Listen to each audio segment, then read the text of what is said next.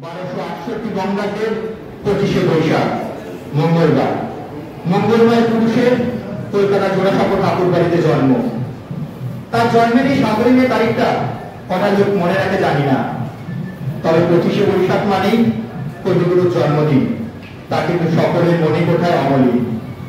বৈশাখের প্রবল গরমে কাল বৈশাখী যেমন মর্মস্পর্শী আনন্দ নিয়ে আসে, তেমনি কবিগুরুর জন্ম বাঙালি তথা ভারতীয় জীবনে মর্মস্পর্শী আবেগ কিন্তু বয়ে আনে। প্রত্যেক বাঙালির সমগ্র জীবন রবীন্দ্রময়। তাই তার জন্মজয়ন্তীতে শ্রদ্ধা জানাবো অনন্যার অনন্য নিবেদনের মধ্য দিয়ে। অনন্যাকে মঞ্চে ডেকে নেব।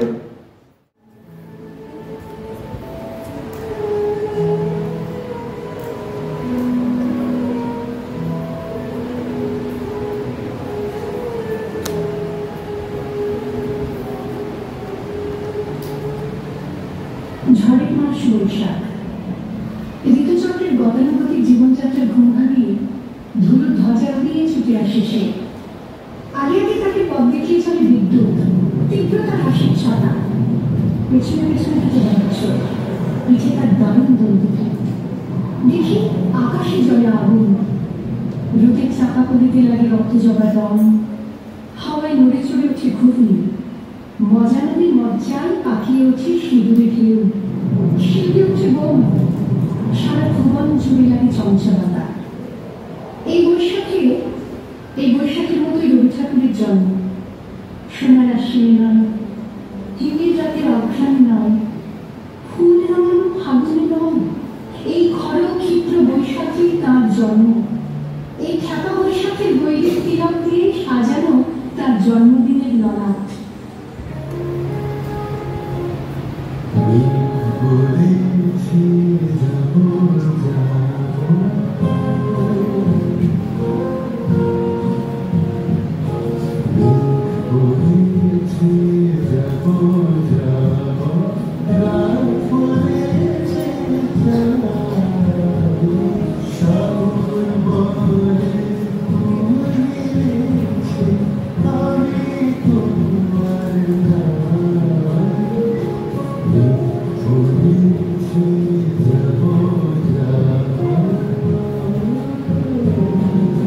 মাটিতে এত যে বৃষ্টি পড়ে, তার ছন্দ রবি ঠাকুরের। এত যে ফুল ফোটে, তার গন্ধ রবি ঠাকুরের। তাই প্রতিদিন তার জন্ম, কোনদিন তার মৃত্যু নেই। কালের কালা পাহাড়ে সে কোনদিন যদি ভারতবর্ষ থেকে সমস্ত ঠাকুরের পুজোর প্রদীপ নিভিয়ে দিয়ে যায়, তবু একটি ঠাকুরের বেদি চিরকাল থাকবে মাটির সঙ্গে বাঁধা। কোন ঠাকুর? রবি ঠাকুর। রবি ঠাকুর।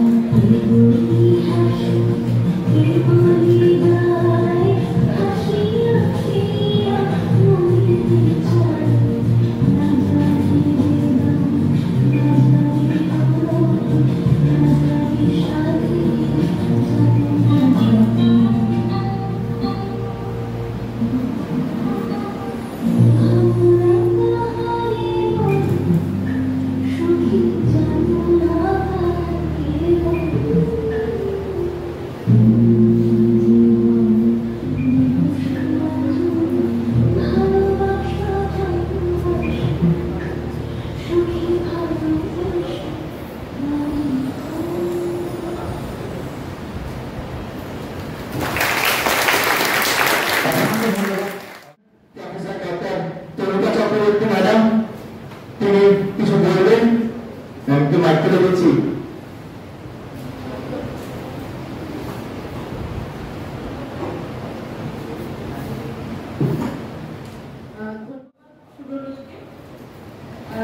সুরলীল বলল যে আমরা 7ই মে কজন মনে রাখি, ঘটনাটা সেটাই।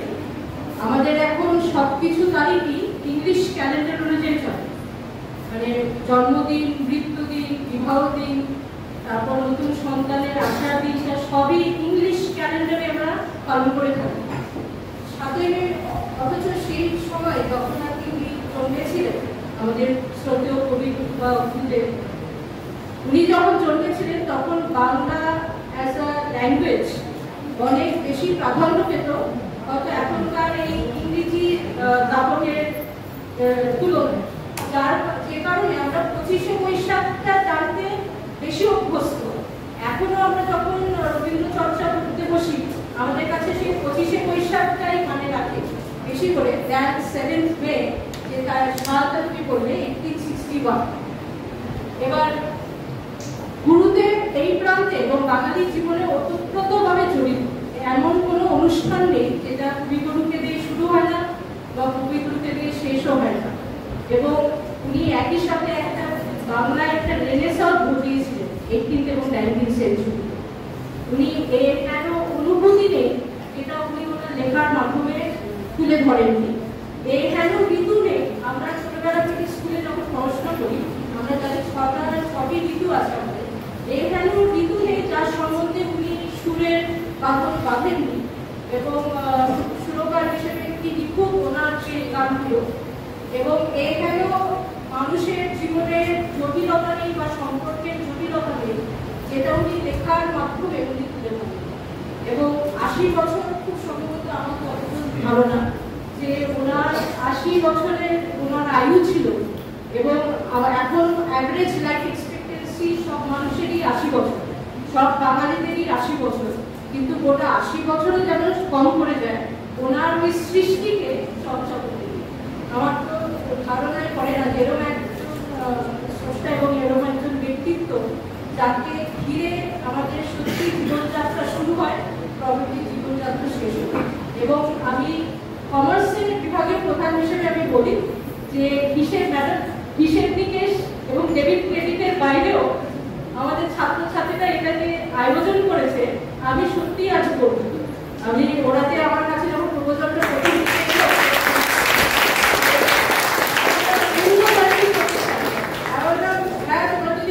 নিশ্চয়ই করো, ডিপার্টমেন্ট আমাদের সাথে আছে। এবং সত্যি ওই হিসেব নিকেশের বাইরেও যে উনি ছাপ ফেলতে পারেন এবং এর উপরে তার কিছু বলার নেই ওনার সম্পর্কে। ওনার সৃষ্টিটা এমনই, এবং আমরা সবাই জানি 1913 সালে যখন নোবেল পুরস্কার পেয়েছিলেন as the first non European, কারণ নোবেল ইতিহাস বলে যে ইউরোপিয়ান ভাষা সবসময় ইউরোপিয়ানদেরই নোবেল পুরস্কৃত হয়ে ফার্স্ট এশিয়ান যিনি কিনা আমাদের দরজাটা দেখিয়েছে। এবং ওনার সম্পর্কে ওনার চর্চার মাধ্যমে তোমরা যে এটা আয়োজন করেছো আমি সাধুবাদ জানাই তোমাদের, এইটুকুই আমার বলার ছিল। এবার আমাদের এবং আরেকটাও যেটা উপাচার্য মহাশয়কে দেওয়ার আগে আমার যতটুকু সৌভাগ্য হয়েছে ওনার চেম্বারে যাওয়া, উনি কিন্তু সাহিত্য নিয়ে যে লেভেলে চর্চাটা করেন সেটা হয়তো তোমরা এখন উপলব্ধি এবং উপভোগ করতে পারবে ওনার বক্তব্যের, কারণ এটার নিদর্শন আমি অনেকবারই পেয়েছি। যতটুকু সময় ওনার চেম্বারে আমার যাওয়ার সুযোগ হয়েছে, কারণ আমরা সত্যি সৌভাগ্য আমাদের যে আপনি আমাদের মাঝে। কলকাতা বিশ্ববিদ্যালয়ে একটা খোলা হাওয়া বলছে, বুঝতে পারছি আমি। যেমন কিছুদিন আগে কঠোর উৎসব করেছে, রাজনৈতিক ব্যানারগুলো কলেজ স্ট্রিটের ট্রাম রাস্তায় থেকে আজকে চাকরি তোমরা নিজের উদ্যোগে এরকম অনুষ্ঠানের আয়োজন করেছো। আমি মনে করি খোলা হাওয়া শুধু জেএনইউদেরই ভয় নয়, খোলা হাওয়া কলকাতা বিশ্ববিদ্যালয়ে রয়েছে এবং বইতে আজকে এমন একটা বিষয় সামনে আমাকে দাঁড় করিয়ে দিলে তোমরা, এটা আমার কাছে না মানে ভীষণ একটা ভয়ঙ্কর বিষয়। মানে একটা মনে হচ্ছে যেন আমরা সমুদ্রের সামনে দাঁড়িয়ে আছি, সমুদ্রের সম্পর্কে কি বলতে পারি। আমি তোমাদের ওই যেটা বলেছি তরুপা, আমি ছোটবেলা থেকে মানে অদ্ভুতভাবে আমার একটা সাহিত্যের দিকে কবিতার দিকে একটা ন্যাক ছিল। আমি প্রচুর 100 কবিতা মুখস্থ বলতে পারি এখন ইনস্ট্যান্ট। হ্যাঁ, এবং আমার চেম্বারে যারা যায় তারা সেই কবিতাগুলো শোনে, এবং আমাদের এই পাশে যে যাদব বসে আছে, যাদব খুব এনজয় করে এবং একদিন জানালো সেও খুব ভালো কিবোর্ড বাজাতে পারে। আমি সেগুলো মাঝে মাঝে শুনে তনুপা তার পিছনে জানে। তো একটা কিভাবে বলবো রবীন্দ্রনাথ, একটা কথা ছোট্টবেলার কথা বলি। তখন বয়স আমার বছর 9-10। তো রেডিওতে, তখন রেডিও ছিল আমাদের বেলা, হ্যাঁ, রেডিওতে একটা গান হচ্ছে। গানটা হচ্ছে এই শ্রাবণের বুকের ভিতর আগুন আছে। এই গানটা বোঝার মতো বয়স কিন্তু মোটো নয়, অনেকটা বয়স বাড়লেও এই গানটা বোঝা খুব কঠিন। কিন্তু আমি এই গানটা শুনতে শুনতে না ঝরঝর করে কাঁদছি বসে বসে। আমার মা এলো কাছে, আমার মাও খুব সাহিত্য প্রেমী। মা এসে বললো তুমি কি গান গাচ্ছ? আর সেদিনটা ছিল 22 শ্রাবণ। আমি কাঁদতে কাঁদতে আমি জানি না গানটা শুনতে শুনতে আমার কেন চোখ দিয়ে জল পড়ছে না। আমার কেন মনে হয় যে আমি কেন রবীন্দ্রনাথকে দেখতে পাইনি ওই ছোট্টবেলায়। আমার জন্মদিনটা আমার মা তাই 27শে বৈশাখ আমার জন্মদিন, এবং এটা 25শে বৈশাখ থেকে 27শে বৈশাখটা মা বললো ওর জন্মদিনটা 27শে বৈশাখ। কত ছোট বয়সে ও রবীন্দ্রনাথের জন্য কাঁদছে তা তো আমার দেখা নেই। এরপর খুব ঘটনা হতো, ওই সেই দিনই সন্ধ্যেবেলা 22শে শ্রাবণ আমি হঠাৎ একটা কবিতা লিখে, সাধারণ একটা কবিতা, ছোটবেলার কবিতা। সেই কবিতাটা পড়ে আমার দিদি দাদারা মা বাবা বললো মনে হচ্ছে হয়তো আরেক কবির জন্ম হয়েছে। কবিতাটা ছন্দ পেলাম এত সুন্দর ছিল। তারপর আমি লাগাতার কবিতা লিখতে লাগলাম। সামনে বছররা আশি নজরুল উপান্ত 10-11 বছর বয়স থেকেই চর্চা এবং আমার কবিতা আনন্দ মেলার পাতায় ছাপত। তো আজও স্কুলে গেলে সবাই জিজ্ঞাসা করে তুমি কি হয়েছ, কবি কেন হয়, ওটা আগে জবাব দাও, তোমার কবি হওয়া। তো যাই হোক, রবীন্দ্রনাথ এতটাই প্রেরণা যোগাতে পারে একেবারে সুন্দর তারপর দিন যত যেতে লাগলো রবীন্দ্রনাথকে চর্চা নানাভাবে চর্চা করো। তা আমার মনে হয় সেটা কত পার্সেন্ট 0.1% কিনা জানি না, অথবা 1% কি হবে, কিন্তু সেটাই আমাকে অনেক শিক্ষা দিয়ে যাবে। এই যেমন ধরো আমি যদি রবীন্দ্রনাথের কয়েকটা আঙ্গিক তোমাদের কাছে তুলে ধরি, বেশি বলবো না। একটা হচ্ছে রবীন্দ্রনাথকে তো পুরো বলা কারণ দ্বারা কখনো সম্ভব নয়, কয়েকটা আঙ্গিক বলতে পারি। যেমন ধরো রবীন্দ্রনাথ ছিলেন ভীষণ প্রকৃতিতে, এটা বিশেষ এক নম্বর উদাহরণ আমি দিচ্ছি। দ্বিতীয় হচ্ছে রবীন্দ্রনাথ অসম্ভব স্বদেশ, তৃতীয় হচ্ছে রবীন্দ্রনাথ মানবতাবাদী মানুষ ছিলেন। এই তিনটে অ্যাঙ্গেলকে আমি ওই ছোটবেলাতেই একটা ছোট্ট রচনা লেখার মধ্যে তুলে ধরেছিলাম। আমাকে আমার টিচাররা বলেছিল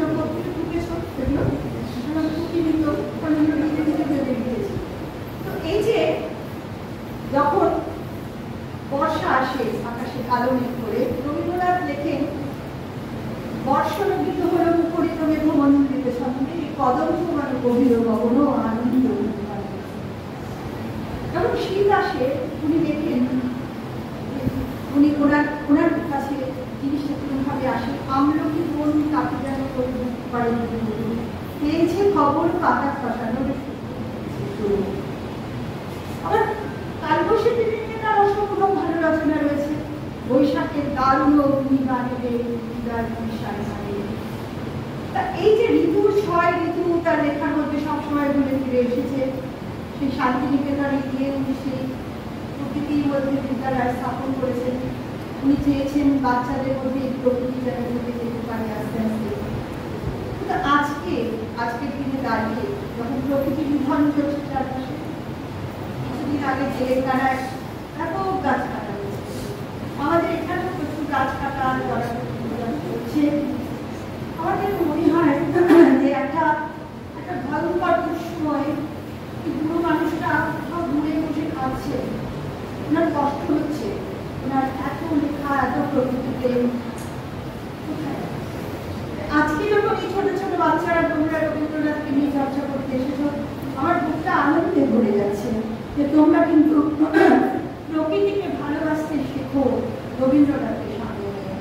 আমি এখানে একটা মজার গল্প বলবো তোমাদের ছোট্ট। আমি তখন আমাদের ডিপার্টমেন্টে লিখে এসেছিলাম, আর সেই সময় কলকাতা বিশ্ববিদ্যালয়ের ভিসি ছিলেন সুরঞ্জন দাস। তো সুরঞ্জন দাস সিন্ডিকেট থেকে একটা বার করলেন যে কলকাতা আমাদের ক্যাম্পাসটা মেকানিক্যাল কলেজ, সেখানে ব্যাপক গাছপালা আছে, মানে বনাঞ্চল। তো ওটাকে কেটে ওখানে ইয়ে হবে, কলেজ স্ট্রিটের এই কন্ট্রোলার্স ডিপার্টমেন্টটা মনে চলে যায়। সেইভাবে জমি মাপা হচ্ছে, ছোট ছোট করে লোকজন কাজ করছে। সেটা দেখতে পেয়ে ইমিডিয়েটলি ওটাকে বন্ধ করে আমরা দল দল নিয়ে বেশ অনেক টিচারদের নিয়ে আমি সুরঞ্জন দাসের কাছে এলাম। শর্ট করে বলছি, কেন বলছি, প্রসঙ্গটা রয়েছে। সুরঞ্জন দাসের কাছে এসে বললাম যে আপনি হিস্ট্রি, আপনি বলছেন গাছ কাটবেন, করতে হেরিটেজ ওটা বাগান হেস্টিংসের বাগান প্রায় সংগ্রহ হয়ে গেল। ওখানে যত বড় একটা তেঁতুল গাছ আছে না, তার গায়ে ঘরের এই তেঁতুল গাছটা যদি কথা বলতে পারে না, তাহলে বলতো সেই বাগান হেস্টিংসের জমি গাড়িতে আমাকে তাকিয়ে থেকে একটা মনে গাড়ি উনি একজনকে ডাক্তারকে প্রজেক্টটা ক্যান্সেল করে। এরপর গেলাম ধ্রুববাবু, ধ্রুবজ্যোতি, উনি ওই দলে ছিলেন। ওনার ঘরে দেখছি একটা রবীন্দ্রনাথের খাতা, তার তলায় লেখা আছে মনোবিজয় আমি ঢুকলাম ঘরে। আমি সবাই জানতো যে আমি একটু ক্যাশিং খুশি হোক। আমি ঢুকলাম, ঢুকে ওনার পাশে রাখা তুলে হাতে নিয়ে দেয়, কাঁপে না, তুলে নিয়ে দেয়। করো কি তুমি কেন তুলছো? এটা তো আমাকে প্রেজেন্ট করেছে, তুমি নিজে কি এটা রাখার অধিকার। মানে এটাই লিখেছেন রবীন্দ্রনাথ, লিখেছেন মরু বিজয়ের কেতন উড়ার উড়াও গিয়েছিল। আমি বলছি গাছ, আর আপনারা সেই গাছ কাটবার জন্য পরিকল্পনা টিচাররা পছন্দ করি না। আর বলতে হবে যে গাছ কাটবো, রবীন্দ্রনাথকে পছন্দ করি না, রবীন্দ্রনাথ যা লিখেছে তা ভুল। আর না হলে চললাম আমি নিয়ে আপনার এই থাকা, সেগুলো হাতে পায়ে ধরে যুবস্থার আমার হাতে করতে পারবো না, এখনো করেন সবার কাছে। রবীন্দ্রনাথই হয়ে গেল আমার হাতের অস্ত্র। আজ সেই গাছপালা, কত প্রাণী, কত পাখি বাসস্থান, কত কাঠমিটি দৌড়য়, কত বেশি। যদি কোনো সময় তোমরা মনে করো দেখতে যাবে, দেখবে যে আমাদের এই একটা ক্যাম্পাস, একটা বই রিসেন্টলি বেরোবে আমাদের প্রেস থেকে, প্রেসটা বেঁচে উঠেছে, অক্সিজেন দিয়েছে, সেই প্রেস থেকে একটা ডিজিটাল মেশিন কিনে দেওয়া হয়েছে। ওখানে দেখবে যে কত রকমের গাছ আছে, কত ক্যাম্পাস। রবীন্দ্রনাথ কিন্তু শিখিয়েছে, রবীন্দ্রনাথকে সামনে নিয়ে দাঁড়ায়। তো এর সাথে দেখো, ঠিক যখন আজকে বসে বসে ভাবি, যখন গ্রীষ্মকালের দাব দাহকে সহ্য করতে পারছি না, 45 ডিগ্রি কোথায় 45 ডিগ্রি চলে যাচ্ছে, তখন ভাবি যে রবীন্দ্রনাথ যদি এখন থাকতেন, তাহলে উনি লিখতেন এই কথাগুলো, যে দারুণ অগ্নি গানে বিজয় বিষয়, মানে এই যে আনন্দ করে লিখছেন, গরমের যে এই যে ঋতু বৈচিত্র্যের কথা লিখছেন। মনে হয় যখন এই বর্ষা ঋতু তখন আমার মনে হয় আজকে এই মুহূর্তে যখন বর্ষা হয়, রাস্তাঘাটের অবস্থাটা কি দাঁড়ায়? হাঁটু পর্যন্ত জল, নোংরা জল, হাঁটু কাটে কিছু নোংরাটা উঠে যাচ্ছে। তো রবীন্দ্রনাথ কি বর্ষা কিন্তু বিধানগুলো যদি আজকে আমার মনে কিছু আসে, কষ্ট লাগে যে আমরা পারিনি, আমাদের অনেক কিছু শিক্ষা দিয়ে গেছে, আমরা পারিনি রক্ষা করতে, কারণ আমরা তো পলিসি মেকার্স নই। আমরা সবাই ভালোবাসি প্রকৃতিকে, আমরা সবাই ভালোবাসি, কিন্তু পলিসি মেকার্সরা ভালোবাসে না। তারা উন্নয়নের নামে হত্যা করে চলেছে, প্রকৃতিকে হত্যা করছে। স্বদেশ প্রেমী প্রসঙ্গে দু একটা কথা বলবো, সেটা হচ্ছে রবীন্দ্রনাথ কত বড় স্বদেশ প্রেমী ছিলেন তোমরা সবাই জানো। যে জালিয়ান বালাবাগের হত্যাকাণ্ডে উনি অদ্ভুত গল্পটা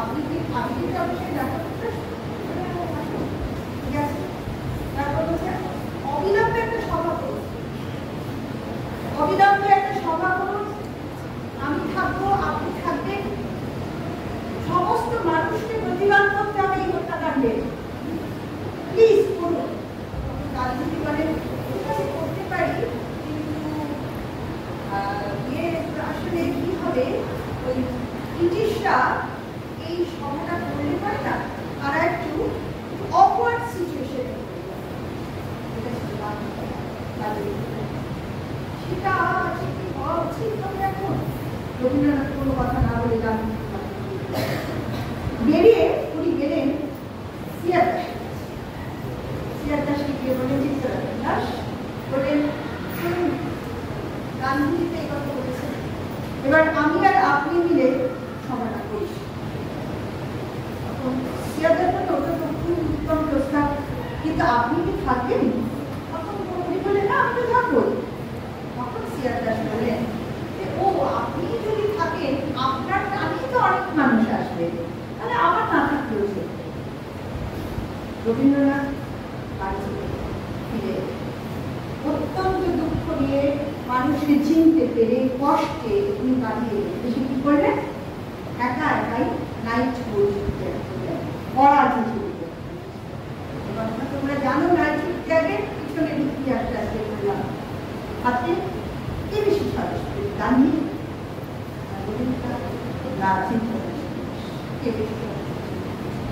স্বদেশী বিপ্লবীদের উদ্দেশ্যে উনি কতবার লিখেছেন, তোমার ব্রিটিশ উদ্দেশ্যে তোদের বাঁধন যতই শক্ত হবে ততই বাঁধন করবে, কত উদ্দীপিত করতো মানুষকে লিখেছেন। আবার রবীন্দ্রনাথের মানবতাবাদী তোমাদের জন্য রবীন্দ্রনাথ তোমরা লিখে দিয়েছে এখানে অসাধারণ লেখা। এটা রবীন্দ্রনাথ আমাদের কলকাতা বিশ্ববিদ্যালয়ের উদ্দেশ্যে নিবেদন করেছিলেন এই গানকে। শুভ কর্মপথে ধরণী ভয়তা, অসাধারণ লাইন, যদি একটা লাইন যদি ভালো করে বোঝো, শুভ কর্মপথে ধরণী ভয়তা। আসলে শুভ কর্ম করতে গেলে নির্ভীক না হলে কিন্তু শুভ কর্ম কোনোদিন করা যাবে না। যেটাকে অন্যায় দেখবে সেটাকে প্রতিবাদ করবে, প্রতিবাদ না করলে কোনদিন শুভ কাজ হবে না। ওই দেখলাম একটা অন্যায়, ঠিক আছে আমার তো কিছু হয়নি, আমি যা এড়িয়ে চলে গেলাম, রবীন্দ্রনাথ ভালোবাসলে এটা করতে হবে। দেখো আরেক জায়গায় একটা জায়গায় উনি লিখছেন বিঘ্নপতি নবশিক্ষা, বিঘ্নপতি দিক শিক্ষা। এই যে বাধা, প্রতিবারে বাধা আসে, আমার জীবন তো মানে বাধায় ভরা, প্রতিটি বাধা অতিক্রম করেছি কবিগুরু চিত্তরঞ্জন সামনে। বাধা থেকে শিক্ষা গ্রহণ করে শুভ কর্ম করার জন্য শক্তি অর্জন করে, সাহস অর্জন করে, নির্ভীকতা অর্জন করে তবেই। আর রবীন্দ্রনাথ বেঁচে আছেন, বেঁচে থাকবেন, পৃথিবী সভ্যতা যতদিন থাকতে পারবে। যেদিন কেউ কেউ বলে যে অপরিচিত মানুষ আছে যারা রবীন্দ্রনাথকে চেনে না, রবীন্দ্রনাথের কবিতা পড়ে, তাদের জন্য রবীন্দ্রনাথ তাই নয়। তাই আমাদের এই সমাজ ব্যবস্থা, তাদের পেটে যেদিন ভাত আসবে, তাদের যখন শেল্টার হবে, তারা রবীন্দ্রনাথকে আনন্দ করবে। সেটা রবীন্দ্রনাথের দোষ আমাদের সমাজ ব্যবস্থা। আমরা যেদিন সেই সমাজ ব্যবস্থাকে পাল্টাতে পারবো, রবীন্দ্রনাথ পৌঁছে যাবে ঘরে ঘরে ঘরে ঘরে প্রতিটি মানুষের কাছে। পাশাপাশি আরেকজনের ছবি তোমরা এখানে রেখেছে, তার কথাটা একটু বলতে পারি। সত্যজিৎ রায়, যে সত্যজিৎ রায় রবীন্দ্রনাথের প্রথম সিনেমা পথের কাছে, বিভূতিভূষণ বন্দ্যোপাধ্যায় এই পথের কাছারির পরে শব্দবশ পরেই তৈরি করে, যেটা হলো তিন কন্যা। এই তিন কন্যা সিনেমার গল্প দিচ্ছে রবীন্দ্রনাথ, পোস্টমাস্টার মণিহারা বেছে তুললেন, মণিমাণিক্য থেকে তিনি বেছে তুললেন। এটাকে কি বলবো, ভাষা তো দেওয়াই যাবে না কোনো কিছু। এনাকে তুলে নিলেন সেই সমুদ্র থেকে, আজ একটা কালো হয়ে রয়েছে। তাই আমার ছোট্ট ছাত্রছাত্রীদের শিখতে এই কথাটাই বারবার বলবো যে রবীন্দ্রনাথকে চেতনায় মাখিয়ে নাও, রবীন্দ্রনাথকে হৃদয়ে ধরে নাও। প্রতিদিন যেন রবীন্দ্রনাথ তোমার কাজ করে।